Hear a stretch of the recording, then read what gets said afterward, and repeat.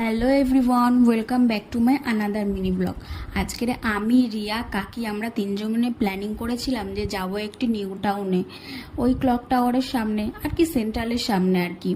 সবাই মিলে যাব ঘুরতে, একটু আড্ডা সাড্ডা মারবো, তারপরে বাড়ি চলে আসবো। তিনজনে মিলে টুকটাক খাওয়া দাওয়া করলাম, একটু লিচি ড্রিঙ্ক খেলাম, একটু চিপস আইসক্রিমও খেয়েছিলাম, যেটা ক্লিপটা নেওয়া হয়নি আর কি। তারপরে সবাই মিলে টুকটাক গল্প টল্প করলাম। তারপরে কাকি, রিয়া আর পুচকুটাকে নিয়ে গেছিলো একটুখানি দোলনা চড়াতে। তারপরে বললাম চলে আসো, আমাদের বাড়িটাও তো মোটামুটি ভালোই দূর, হেঁটে হেঁটে যেতে হবে, অনেকটাই টাইম লাগবে। তার মাঝে একবার কাকা এসেছিল আমাদের টিমে যোগদান করতে। তারপরে কাকা আবার চলে গেল কাজে, ওর কাজ আছে।